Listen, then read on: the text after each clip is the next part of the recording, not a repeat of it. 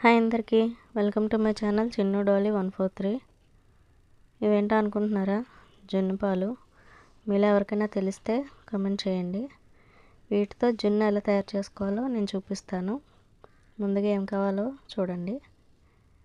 బెల్లం 1 లీటర్ జున్ను పాలకి 1 లీటర్ నార్మల్ పాలు, మిరియాలు, శొంఠి, యాలకులు ఇంతే కావాలి. దీనికి ఇంకేం అక్కర్లేదు. ముందైతే పాలు ఒక గిన్నెలో వేసుకోవాలి, మొత్తం పాలన్నీ. అలాగే జున్ను పాలు ఎన్నైతే ఉంటాయో వాటికి ఈక్వల్ క్వాంటిటీలో నార్మల్ పాలు కూడా అందులో కలుపుకోవాలి. ప్యాకెట్ పాలైనా పర్లేదు, విడిగా దొరికే పాలైనా పర్వాలేదు. అందులోనే బెల్లం కూడా వేసుకోవాలి. నేను తీసుకుంది 1 లీటర్ జున్ను పాలు, 1 లీటర్ నార్మల్ పాలు కాబట్టి అందులోకి 1 కేజీ బెల్లం అయితే వేస్తున్నాను.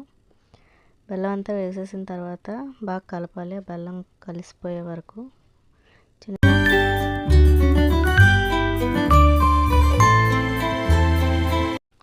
చూడండి, మొత్తం అంతా కలిసిపోయింది బెల్లం అంతా. బెల్లం అనే కాదు, పంచదార కూడా వేసుకోవచ్చు కావాలంటే.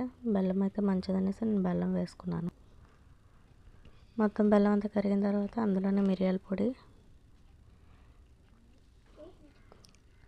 దంచి పక్కన పెట్టుకున్న శొంఠి, యాలకులు కూడా వేసుకోవాలి.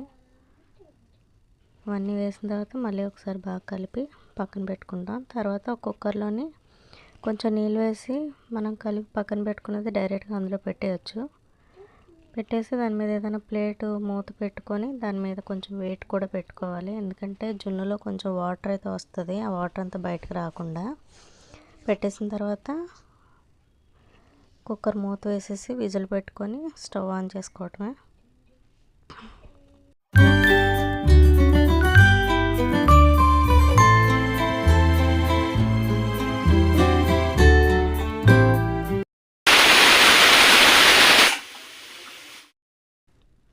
ఒక 10 విజిల్స్ వరకు వేయించాలి.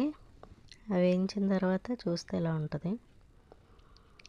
సగం సగం ఉందనుకోవద్దు. నేను తీయడానికంటే ముందు మా అబ్బాయి తీసుకొని తినేసాడు.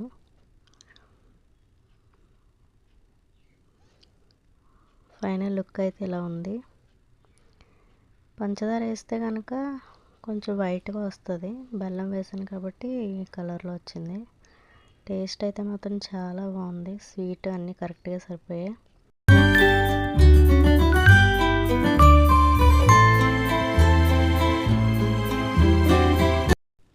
టేస్ట్ అయితే సూపర్గా వచ్చింది, చాలా బాగుంది కూడా. స్వీట్ అన్నీ కరెక్ట్గా సరిపోయాయి.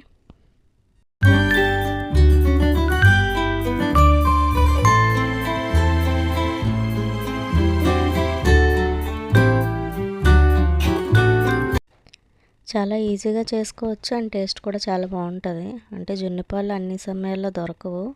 దొరికితే మాత్రం ఎవరు కూడా వేస్ట్ చేసుకోకుండా నీట్గా అలా చేసుకోండి. ఎంతమందికి తెలుసో కూడా కామెంట్ చేయండి. అలాగే నా ఛానల్ లైక్ చేయండి, షేర్ చేయండి, సబ్స్క్రైబ్ కూడా చేసుకోండి. Thank you.